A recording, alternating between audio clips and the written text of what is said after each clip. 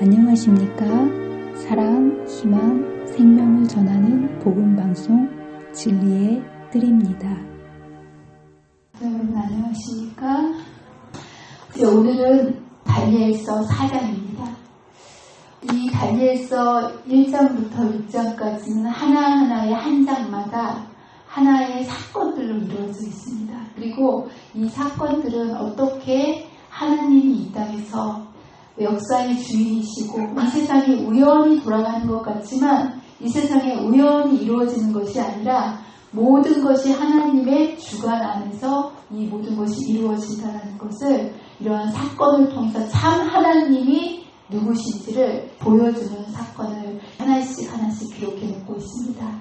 그래서 비록 하나님의 나라가 하나님의 백성의 불성실로 인하여 포로가 되어 이방 땅에 왔지만 하나님께서는 그 와중에서도 정말 하나님의 말씀에 목숨 걸고 하나님 편에 섰던 그 청년들을 통해서 그 이방 땅에서 참 하나님이 어떠한 하나님이신지를 그들의 목숨 걸고 말씀에 순종하는 그들의 순종을 통해서 하나님의 모습을 이 땅에 드러내시고 온 세상의 구원의 길을 열어놓으시는 하나님의 위대하심을 우리는 확인할 수 있습니다. 그래서 여러분 1장에서는 세 차례 1차전, 2차전, 3차전 하나님은 계속해서 이제 이 세상에 참 하나님이심을 드러냅니다. 첫 번째 다니엘 1장에서는 뜻을 정한 다니엘과 세 친구들을 통해서 10배나 뛰어난 지혜를 허락해 주심으로 하나님께 순종한 그 백성들을 통해서 하나님이 어떠한 분이시라는 것을 바벨론 땅에서 드러냈습니다. 그런데도 느부갓네살은 하나님을 제대로 받아들이지 않았어요. 두 번째도 마찬가지입니다. 두 번째는 하나님께서 꿈을 통해서 바벨론 왕 느부갓네살에게 역사의 주관자 되시는 이 세상에 세워질 모든 나라들을 꿈을 통해서 보여주시며 자신이 최고의 왕이라고 우쭐대고 있던 바벨론 왕 느부갓네살에게 진정한 왕은 나다라는 것을 역사를 신상을 통해서 보여주시면서 참 하나님을 나타내고 계십니다. 근데 계속해서 이것을 참 하나님을 보여줄 때는 하나님을 경배하고 하나님께 굴복했지만 또다시 잊어먹고 자신이 왕으로 돌아가는 바벨론 왕 느부갓네살의 모습을 우리는 보게 됩니다. 그래서 세 번째도 금방 잊어먹고 금신상을 세우지 않았습니까? 풀무불에 들어가는 그 속에서 건져내신 그런 것을 통해서 또 하나님의 보여줬을 때 다니엘의 그 세 친구들 앞에 엎드려서 참 하나님을 고백합니다.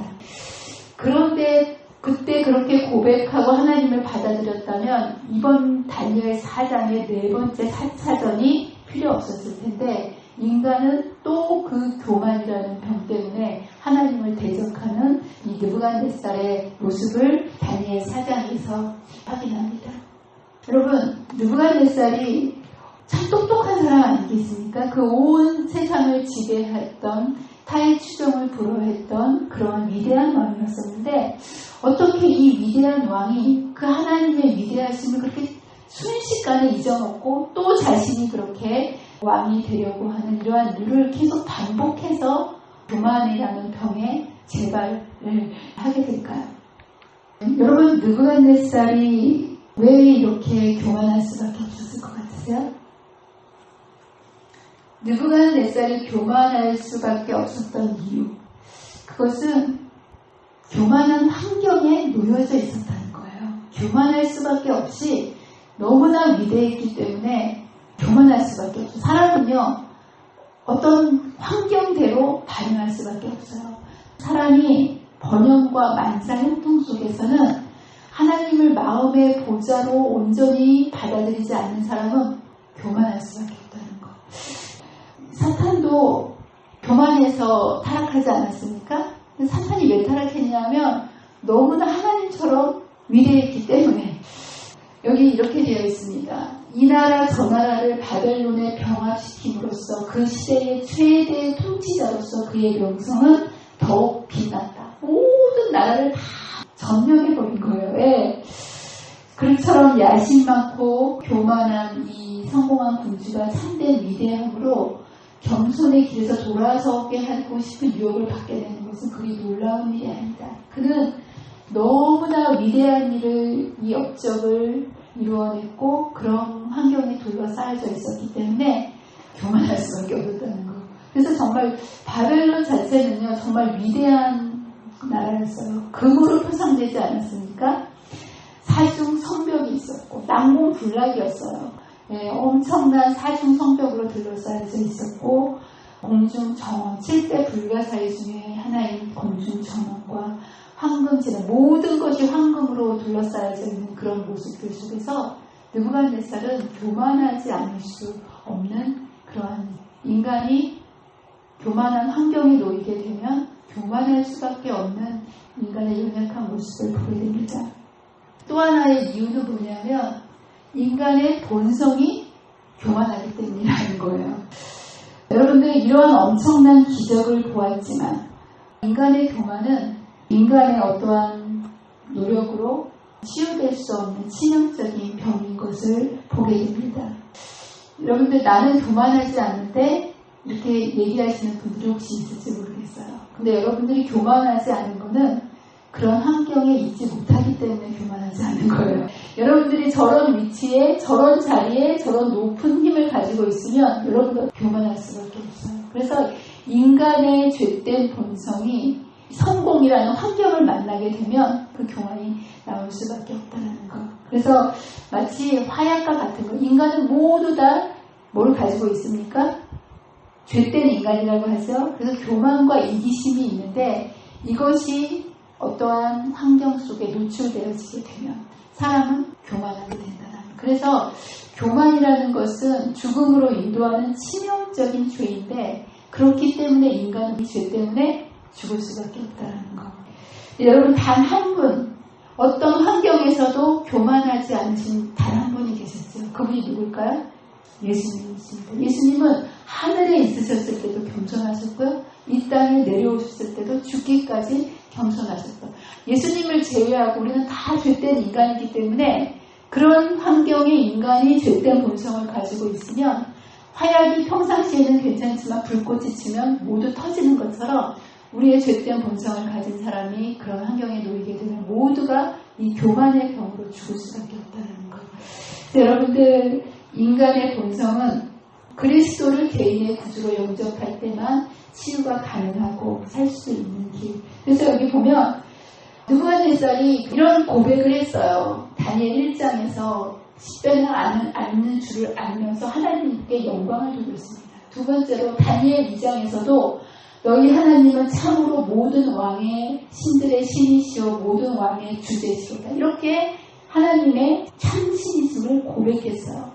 또 3장에서도 이 풀무불에서 나온 이 세 친구들을 바라보면서 하나님께 영광을 돌렸습니다. 그런데 그의 교만의 병을 이런 기적을 보고 고치지 못했다는 거예요. 하나님을 마음의 보좌로 앉혀드리지 않으면 잠시 동안은 하나님께 영광을 돌리고 그 기적을 감탄할 수는 있지만 이 교만이라는 병에서 벗어날 수는 없다는 거. 오직 주님을 내 마음의 보좌에 앉혀드리지 않는 한 우리는 끊임없이 교만 때문에 죽을 수밖에 없는 모습을 보게 됩니다. 그래서 하나님께서는 우리에게 끊임없이 너의 마음의 보좌에 나를 앉혀달라. 내가 너희 삶의 주권자로 내가 너의 삶을 인도하도록 해달라고 말씀하십니다. 하나님께서 인간의 교만을 꺾으시고 최고의 신임을 이렇게 나타내려고 하시는 것이 아니라 인간은 스스로 살 수 없는 존재이기 때문에 하나님께서는 이 교만이라는 것이 다른 게 아니고요. 하나님 없이 스스로 살 수 있다는 게 이게 교만 아니겠습니까? 그래서 이 인간이 교만이 있을 때 하나님께로부터 분리되어 영원한 사망으로 죽을 수밖에 없다는 것을 하나님은 너무도 잘 알고 계시기 때문에 우리에게 생명을 주시기 위해서 하나님께서 우리에게 너의 마음의 보좌에 나에게 그 보좌를 내어달라고 요청해 주신다는 것. 그래서 여러분들, 주님께서 우리의 마음속에 오신다는 이유는 우리의 삶을 군림하고 우리를 뭐 하려고 오신 것이 아니라 마태복음 20장 28절에 뭐라고 말씀하셨냐면 인자가 온 것은 섬김을 받으려 함이 아니라 도리어 섬기려 하고 자기 목숨을 많은 사람의 대속물로 주려하려 하니라 라고 말씀하시면서 우리가 우리의 마음의 보좌를 하나님께 드릴 때 우리로 끊어진 하나님의 관계를 하나님께서 회복하시고 영원한 생명을 다시 주시고자 하시는 하나님의 간절함, 그것을 통해서 우리를 살리시고자 하시는 하나님의 뜻이라는 것. 그래서 하나님은 우리를 살리시기 위하여 우리의 마음의 보좌를 점령하시려고 하고 사단은 우리를 영원한 사망으로 이끌고 가기 위해서 우리의 마음을 두고 치열한 선악간의 대쟁투가 벌어지고 있습니다. 그래서 여러분들 이 주권을 놓고 우리의 마음속에서 성과 악의 대쟁투가 벌어지고 있는데요. 성과 악의 대쟁투가 서로 다른 전략을 가지고 이 마음을 점령하기 위하여 싸우고 있습니다. 여러분, 사탄은 우리의 마음의 보좌를 차지하기 위해서 어떤 전략을 쓸까요? 항상 우리의 마음을 점령하기 위해서 강제적으로 힘으로, 두려움으로, 공포로 우리를 점령하려고 합니다. 항상 하나님의 백성을 위협할 때 여기 보면 뭐예요? 다니엘에게 이르되 내가 왕을 두려워하노라. 어떤 힘을 가지고 사람의 자유의지를 무시한 채 힘을 가지고 점령하려고 하는 사탄의 전략을 보게 됩니다. 항상 또 여기 다니엘 3장에서도 그렇죠? 불을 지글지글 이렇게 타는 풀무불 앞에서 그 불의 공포심으로 두려움을 일으켜가지고 하나님을 섬기지 못하고 사단의 자신의 편을 만들기 위한 사단의 공포 정치를 우리는 보게 됩니다. 그래서 사단은 언제나 두려움을 가지고요, 힘을 가지고요, 자신의 편으로 자신의 백성들을 만들려고 합니다.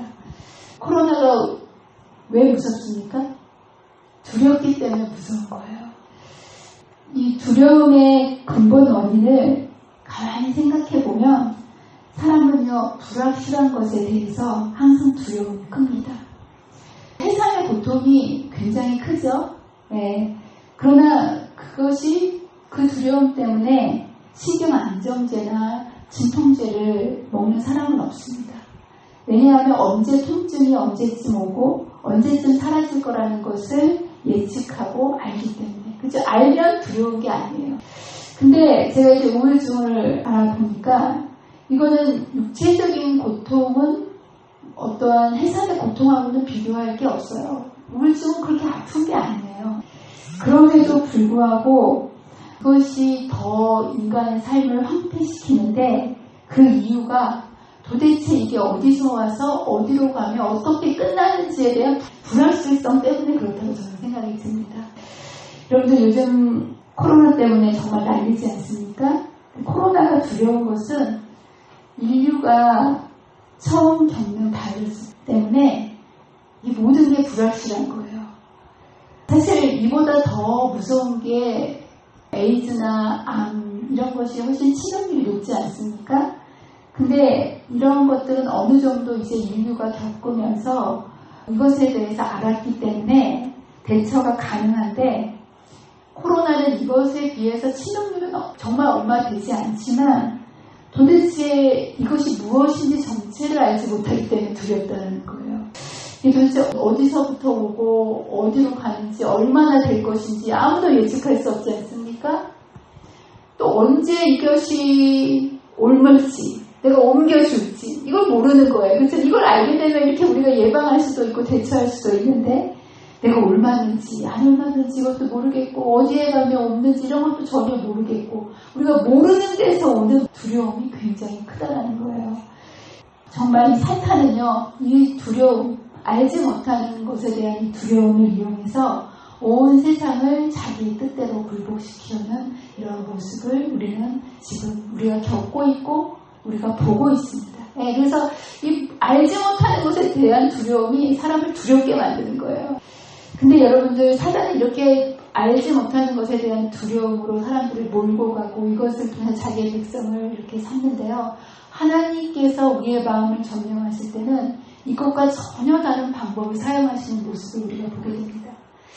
하나님은요, 사단처럼 두려움에서 사람들이 공포로 뭔가 굴복하도록 만드는 것이 아니라 모든 것을 알려주시고 자율적으로 선택하게 하십니다. 이것이 하나님의 방법이라는 거예요. 그래서 하나님은요, 어떤 당근과 채찍으로 하나님의 백성을 만드시는 것이 아니라 언제나 모든 것을 보여주시고 그것을 선택하게 해주시는 것. 우리를 주체로 인정해 주시고요. 우리가 다 보여주시고 선택하게 하신다는 거. 그래서 여기 보면 다니엘 2장에서도 그쵸? 그 교만한 그 느부갓네살 왕에게 꿈을 통해서 세상의 역사를 다 보여주시고 진정한 왕이 누구신지를 보여주시면서 참 하나님을 선택하도록 해주십니다. 장래 이런 왕께 알게 하신 하나님이신데 그냥 무조건 하시는 것이 아니라 보여주시면서 설명해 주시면서 하나님을 선택하도록 자신의 위치가 어떤 위치인지를 알고 하나님을 선택하고 굴복하도록 하십니다. 다니엘 4장에서도 마찬가지입니다. 교만한 왕, 교만이 죽음으로 이르는 죄인데 이 왕은 죽음으로 가는지도 모른 채 교만한 왕에게 하나님은 꿈을 통해서 그의 운명을 보여주시면서 하나님께 자신을 굴복하고 참 하나님을 선택함으로 인해서 구원을 받을 수 있는 길을 열어주시기 위해서 자신의 운명을 선택하도록 이 꿈을 보여주시는 모습을 봅니다. 사람들이 알게 하려 함이라. 이것이 이제 하나님의 방법입니다. 네, 그래서 하나님께서는 두려움을 통해서 사람이 알지 못하는 것을 통해서 두려움을 갖는다는 것을 너무나 잘 알고 계시기 때문에 이 두려움으로부터 사람들을 해방시켜 주시기 위해서 우리에게 모든 것을 알려주시고 보여주십니다. 사단의 방법과는 전혀 다른 거예요. 그래서 여러분들 하나님께서 우리는 무엇을 통해서 알려주십니까? 예언을 통해서 알려주시고 말씀을 통해서. 아모스 3장 7절에 분명히 주 여호와께서는 자기의 비밀을 그종 선지자들에게 보이지 아니하시고는 결코 행하심이 없느니라. 감사하지 않습니까? 모든 것을 다 알려주셨다는 거예요. 두렵지 않도록. 이 어둠의 시기, 정말 너무 어두운 것 같아요. 그렇죠? 한치 앞을 알 수 없는 이 두려움의 세상에서 밝히 볼 수 있고 확실히 알 수 있도록 말씀을 통해서 이 모든 것을 이미 알려주셨다는 것. 그렇기 때문에 여러분들 이 두려움의 시대에는 하나님의 백성들의 살 길이 하나님의 말씀으로 돌아가는 것임을 잊지 말게 되시기를 바랍니다. 이 말씀 속에서 우리에게 두려움을 이길 수 있는 모든 것을 우리에게 보여주시고 알려주셨기 때문에 여러분 이럴 때일수록 여러분의 마음속에 두려움으로 두려울 때마다 말씀으로 돌아가서 하나님께서 어떤 것을 보여주셨는지 말씀을 통해서 확인하시고 두려움으로부터 자유케 되시는 저와 여러분이 되시기를 간절히 바랍니다. 이제 이 모든 것을 보여주시는데요. 느부갓네살에게 꿈을 통해서 진정한 왕의 모습을 선택하도록 해주십니다. 어떤 꿈을 보여주셨죠? 느부갓네살은 어떤 위험에 빠져 있었냐면 너무나 위대한 일들을 이루었고 근데 이것이 느부갓네살이 이룬 것입니까? 아니죠. 하나님께서 그에게 권세를 주셨기 때문에 그렇게 이루어졌는데도 불구하고 인간은 그것이 자기가 한 줄로 착각하고 이제 이런 명성들, 그의 열성과 바벨론을 세 경위 중에 하나로 만든 그의 주목할 만한 성공은 그의 허영심을 채워서 마침내 그는 하나님께서 당신의 목적을 성취시키는 데 사용하실 수 있는 현명한 통치자로서의 그의 기록을 훼손할 중대한 위기에 처해 있었다. 그래서 이 교만이라는 것 때문에 한 나라의 통치자가 여러분 바벨론 왕 느부갓네살을 하나님께서 사랑하셨을까? 네, 당연히 하나님의 백성으로 사랑하셨겠죠.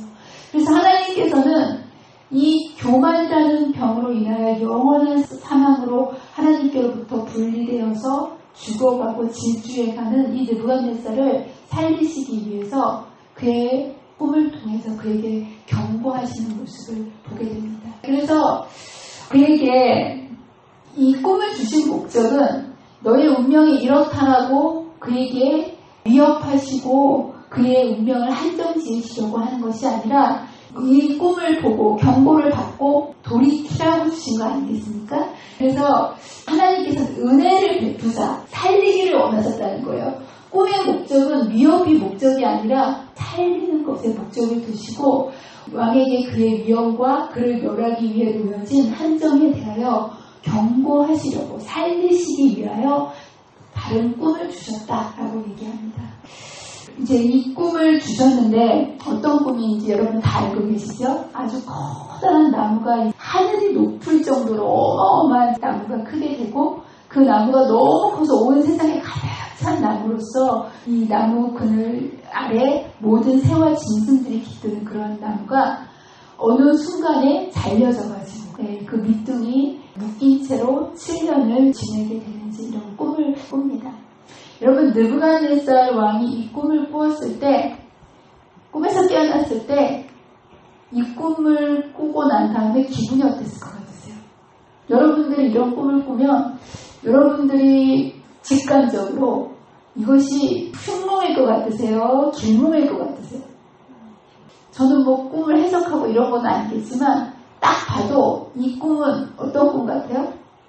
처음에는 막 좋은 것 같았지만 이게 잘렸다는 것 자체가 뭔가 이게 불길한 예감이 들지 않았겠습니까? 네, 그래서 느부갓네살 왕이 그 당시 이 꿈 해몽을 위해서 그 나라의 박수들과 모든 똑똑한 사람들을 다 또 불러 모읍니다. 근데 여러분들이 바벨론의 지혜자들이 전에 다니엘 2장에서는 왕이 꿈을 잊어먹었어요. 그래서 그 꿈을 알려달라고 해석하라고 했을 때 그들이 그런 걸 요구하는 왕은 이제껏 없었습니다라고 얘기하면서 그 꿈을 해몽하지 못하지 않았습니까? 꿈을 알지 못했기 때문에 해몽하지 못했던 거예요. 근데 이번에는 왕이 꿈을 알려줬어요. 그럼에도 불구하고 왜 그 당시에 그들의 전문 분야 아니겠습니까? 꿈 해몽하는 것이 이들의 지혜자들이 하는 일들이 이거였는데 왜 이 바벨론의 지혜자들은 꿈을 해석할 수 없었을까요? 여러분 이 자리에 있었으면 여러분들 어느 정도는 이 꿈이 무엇을 의미하는지에 대해서 감을 잡을 수 있지 않았겠습니까? 저는 좀 알았을 것 같아요.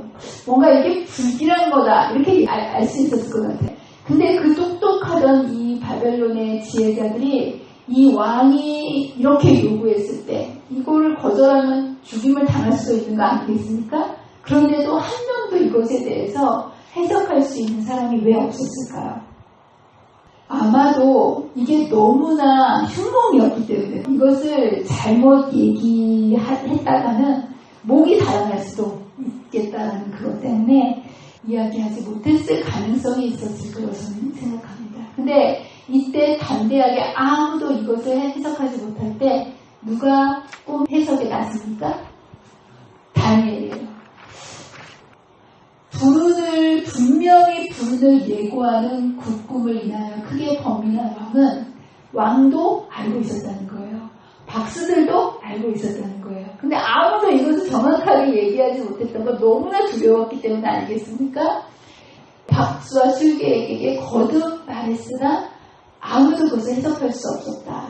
그런데 다니엘은 이때 담대히 나와서 이 꿈에 대해서 해석을 하는 모습을 우리는 봅니다. 왜 다니엘이 이 꿈 해석을 담대하게 할 수 있었는지 아십니까? 그는 왕을 두려워하지 않았기 때문이에요. 그의 마음의 보좌에 하나님이 계셨기 때문에 진짜 창조주는 하나님이시고 진정한 왕은 하나님이심을 알고 있었기 때문에 하나님을 두려워할 줄 아는 사람은요 사람을 두려워하지 않습니다. 사람이 왜 두려워하냐면요 하나님을 두려워하지 않기 때문이에요. 참으로 우리가 하나님을 정말 그분의 계심과 그분을 두려워하는 사람은요 어떤 사람의 위협, 심지어는 바벨론 왕 앞에서도 전혀 두려워하지 않는 이 다니엘의 모습을 보면서 여러분의 마음속에 진정으로 살아계신 하나님을 경외하고 두려워하게 되시는 저와 여러분이 되시길 간절히 바랍니다. 네, 여러분들 이렇게 다니엘이 이제 왕 앞에 서서 이것을 이야기했을 때 어떤 마음으로 왕에게 이 꿈의 해석을 알려줬을 것 같으세요? 사실 이 다니엘은요 자신의 나라를 점령하는 왕 아니겠습니까? 어떻게 보면 원수의 나라에 들어가서 그 일을 할 수 없이 하는 처지에 있는 거예요. 그런데 이제 왕이 이러한 꿈을 꿨을 때 다니엘은 그 꿈의 의미를 알고 있었어요. 왕이 교만했기 때문에 그렇게 될 운명이라는 것을 알고 있었고 그가 그의 입을 통해서 하나님의 그 꿈 해석을 전달할 때 그의 마음속에 그동안 교만하더니 우리나라를 멸망시켰더니 잘됐다, 참 고소하다 이런 마음을 가지고 이 꿈의 해몽을 했을까요? 그렇지 않다고 저는 생각합니다. 다니엘은 하나님을 경외하는 사람이었을 뿐만 아니라 사람을 사랑하는 사람이었습니다. 왜 그랬냐 하면 그는 인생을 살아갈 때 세상을 바라보는 관점을 사람이 세상을 다스린다고 생각하고 살아간 것이 아니라 하나님이 세상을 다스린다고 생각하는 하나님의 나라의 관점을 가지고 살았다는 거예요. 그래서 바벨론 왕 느부갓네살이 자신의 모국을 점령한 것은 단지 하나님의 채찍으로 느부갓네살이 사용되었을 뿐이라는 그런 하나님의 나라의 관점을 가지고 있었기 때문에 비록 자신의 나라를 점령했던 적국의 왕이었지만 그 왕을 원수라고 생각하지 않고 그가 처해져 있는 환경 속에서 하나님께서 모든 것을 섭리로 인도하신다는 것을 그는 분명히 마음으로 믿고 그렇게 살았기 때문에 적국의 나라에서조차도 하나님의 섭리 속에서 이루어진다고 생각했기 때문에 모든 일에 충성을 다했고 사람을 사랑할 수 있었다는 것. 저와 여러분도 그렇게 되게 되시기를 간절히 바랍니다. 그 이야기가 왕에게 경고하고 뭔가 이렇게 두려움으로 얘기하는 것이 아니라 왕에게 그렇게 되지 않도록 간절히 탄원하면서 그 해법까지 제시하는 것을 보면 우리는 이때 다니엘이 어떤 마음으로 이렇게 했는지를 알게 됩니다. 그래서 왕이요, 왕의 교만 때문에 하나님께로부터 분리되어서 왕의 운명이 그런 나무 그루터기의 운명처럼 될 수밖에 없지만 그렇게 되지 않기 위해서 다니엘이 뭐를 제시하니까 그 교만에서 돌아와서 긍휼로 사람들을 다스리시고 겸손함으로 살아가라고 이렇게 얘기하면서 그러하면 이러한 심판이 이르러 오지 않고 왕이 장구하리이다 라고 피해갈 수 있는 길을 알려줍니다. 그랬을 때 이 느부갓네살이 정말 똑똑한 왕이에요. 이것을 다니엘이 여러분도 이러한 간절하고 진실되고 그의 마음이 아마 느부갓네살에게 전달되었을 거예요. 그랬을 때 느부갓네살이 이것을 받아들이고 자중을 합니다. 한동안 선지자의 경고와 권고가 느부갓네살에게 깊은 감동을 주었다. 다니엘이 정말 간절한 마음으로 사랑하는 마음으로 그 경고를 주었을 때 왕이 그것을 받아들이고 그것에 자중을 합니다. 근데 여러분들 이걸 잊지 마세요. 하나님을 우리의 마음의 보좌에 모시지 않으면 교만병이 고쳐질 수 없다는 거예요. 잠시 동안은 이것을 참을 수 있었어요. 그러나 하나님의 은혜로 변화되지 않은 그의 마음은 머지않아 성령의 가마를 잃어버리고 또다시 교만의 병이 들릴 수밖에 없다는 거. 우리도 마찬가지예요. 우리도 매일 매순간 예수님을 우리의 마음의 보좌로 앉혀드리지 않으면 이 교만 병이 계속 하나님 없이 살 수 있다는 나도 모르는 사이에 이 교만으로 인해서 우리가 영원한 하나님께로부터 분리되어서 죽을 수밖에 없는 운명으로 갈 수밖에 없다는 것. 방종과 야심이 왕의 마음에서 근절되지 아니하였으므로 다시 이 특성들이 이제 올라옵니다. 근데 이 왕은 정말 똑똑한 사람이었기 때문에 오래 참았어요. 얼마큼 참았을 것 같으세요? 성경에 보면 얼마큼 참았다고 그러세요? 여러분은 하루에도 수십 번씩 내 마음의 보좌에 주인을 갈아엎지 않습니까? 근데 이 느부갓네살은 그래도 위대한 왕이었고요. 굉장한 자제심을 가지고 하나님의 왕권을 인정하면서 그의 마음속에 계속했지만 결국 예수님을 놓쳐버리고 마음의 보좌에 앉히지 않았을 때 여러 달 동안, 근데 이 여러 달이 몇 달이라고 되어 있습니까?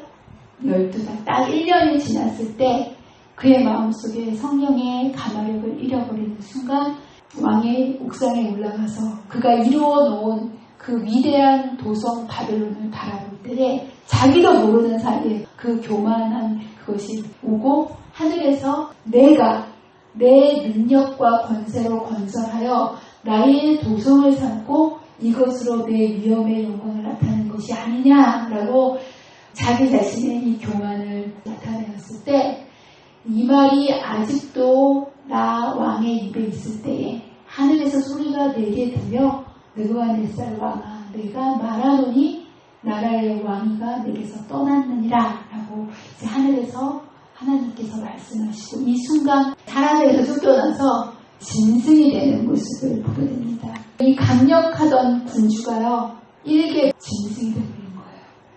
그의 손은 더 이상 호를 잡을 수 없는 땅을 짚고 다니는 네 발로 기어다니는 짐승이 되어서 7년을 이렇게 미친 채로 있는 모습을 보게 됩니다. 사람이 창조되었을 때 사람의 위치는 어떤 위치로 만드셨을까요? 하나님께서 사람을 만드셨을 때 짐승도 만들지 않았습니까? 그러면 사람은 하나님과 짐승 사이에 어느 정도의 위치에 사람의 위치를 놓으셨을 것 같으세요? 어떤 분이 그러더라고요. 짐승과 사람은 다 똑같은 날 만드셨대요. 그리고 다 흙으로 만드셨대요. 근데 여러분들 짐승과 사람은 별 차이 없습니까? 짐승과 사람이 같은 날 창조되긴 했지만 사람은요 하나님께서 빚으시고 코에 생기를 불어 넣어주시고 하나님의 형상대로 만드셨다고 얘기했어요. 그래서 이 사람은요 하나님보다는 못하지만 짐승과는 다른 모습으로 중간 위치 정도를 만들어 놓으셨는데 중요한 것은 사람은요 살아있는 사람은 끊임없이 변하게 되어 있어요. 그래서 하나님께서 인간을 아담이 여러분 하나님의 형상대로 완벽하게 만드셨지만 더 이상 형상되지 않아도 됐을까요? 계속 형상되어야 했을까요? 여러분 하나님의 그 무궁무진하신 그 품성은요 끝이 없거든요. 그래서 하나님께서 아담을 창조하실 때 하나님과의 교제를 통해서 계속해서 하나님의 형상으로 향상되도록 만드셨다는 거예요. 그렇기 때문에 사람이 하나님을 마음의 보좌에 모셔드리고 날마다 하나님을 바라볼 때 인간은 계속해서 하나님의 형상으로 향상되게 되어 있습니다. 근데 이와는 반대로 사람이 하나님을 등지고 하나님을 마음의 보좌에 받아들이기를 거절하면 사람이 어떻게 될까요?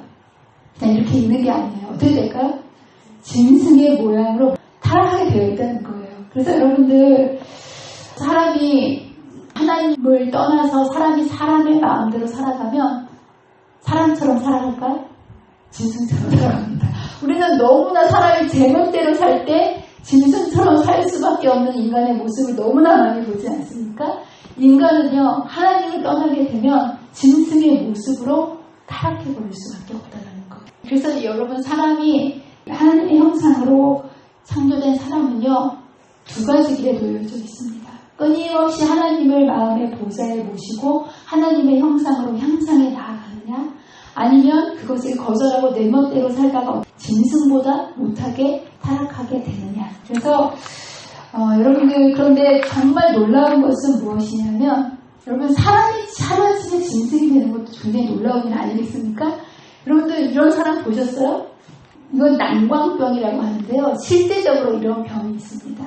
사람이 스스로 자기를 늑대라고 생각하고요. 늑대처럼 기어다니고 늑대처럼 입으로 먹고 늑대처럼 그렇게 울부짖으면서 그렇게 살아가는 그런 정신병이 있는 거예요. 멀쩡하던 사람이 한순간에 그렇게 짐승처럼 되는 것도 우리는 정말 기적이라고 얘기하는데 무엇이 더 놀라운 기적입니까? 사람이 짐승이 되는 게 기적일까요? 짐승이 사람이 되는 게 기적일까요?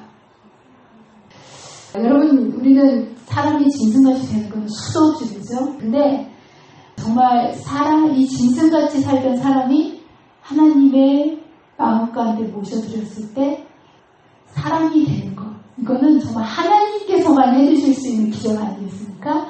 그래서 느부갓네살은 하루아침에 짐승이 되었지만 때가 찼을 때 또다시 하루아침에 사람이 됩니다. 근데 더 놀라운 것은 뭐냐면요. 느부갓네살 왕이 그냥 사람만 된 것이 아니고요. 7년 후에 다시 왕이 되는 거예요. 여러분들 느부갓네살이 신상을 세운 이유가 너무나도 쿠데타의 위험이 도사리고 있었기 때문에 왕권을 확고히 하기 위해서 그렇게 신상을 세워서 왕권을 붙이려고 한 거 아니겠습니까? 이 당시에 시시탄탄 그 왕권을 정복시키기 위한 많은 시도들이 있었다는 거예요. 근데 여러분들 모든 권세가 하나님께로부터 온다는 것을 우리는 알 수밖에 없는 것이 7년의 공백이 있었으면 12번도 더 쿠데타가 일어나려면 일어날 수 있었겠죠. 예. 그런데도 다시 사람으로 그가 회복되었을 뿐만 아니라 다시 그의 보좌의 왕으로서 그가 다시 회복할 수 있었다는 것은 진정한 권세가 어디로부터 오는 것인지를 우리는 여기에서 이제 볼 수가 있습니다.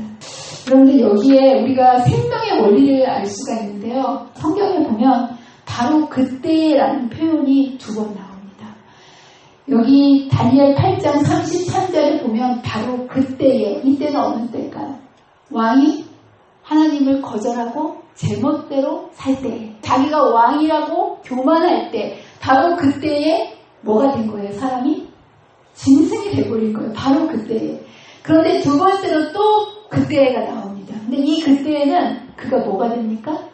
사람이 되고 왕이 되는데, 여기에 다니엘 8장 34절에 보면 그 기한이 참에 느부갓네살이 하늘을 우러러 보았더니 사람이 되었다는 거예요. 그리고 사람이 된 그 느부갓네살이 그냥 왕위가 회복된 것이 아니에요.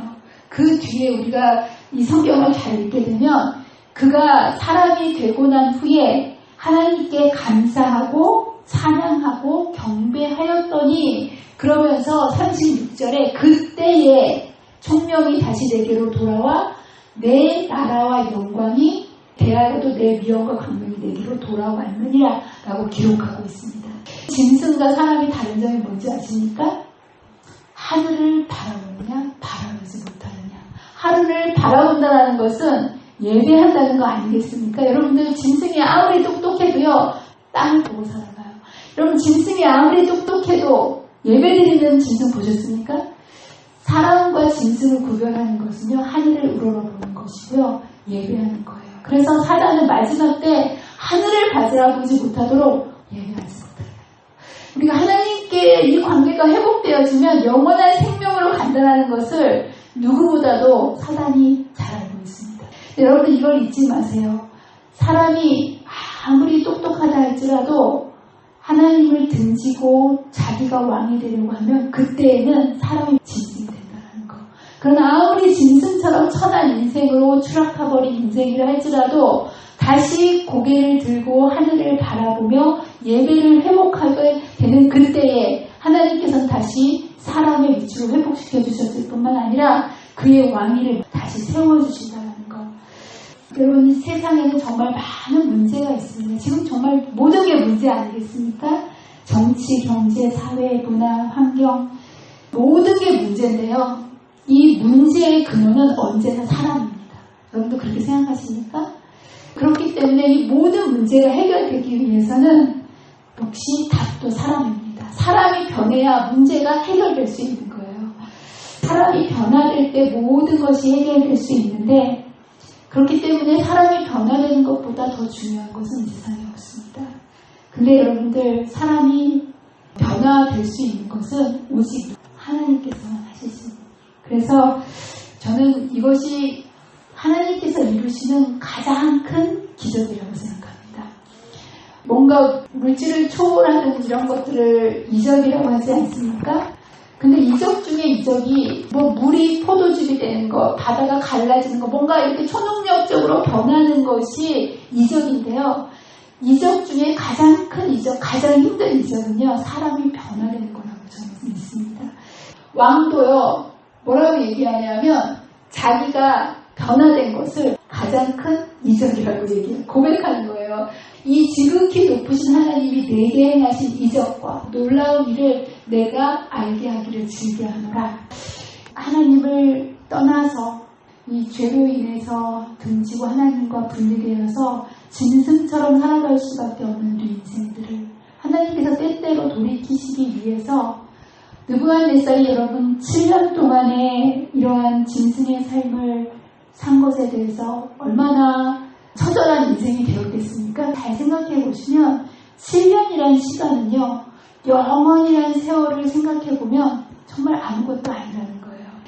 그래서 여기 보면 하나님을 찬양한 거예요. 놀랍다. 그가 비록 하나님을 원망하거나 불평하지 않았어요. 이것을 겪고 나서 느부갓네살의 반응은 뭐냐면 놀라운 이적이요 라고 하나님께 영광을 돌리는 모습을 보게 되는데, 이것은 이 고난으로 인해서 느부갓네살은 비록 7년이라는 그 세월 동안에 엄청난 수치와 고난의 시간을 보냈지만 이것을 통해서 하나님을 그의 마음의 보좌로 모실 수 있는 기회가 되었고 영원한 생명으로 그의 운명을 선택할 수 있는 기회가 되었기 때문에 그는 이것을 하나님께 감사하는 모습을 보게 됩니다.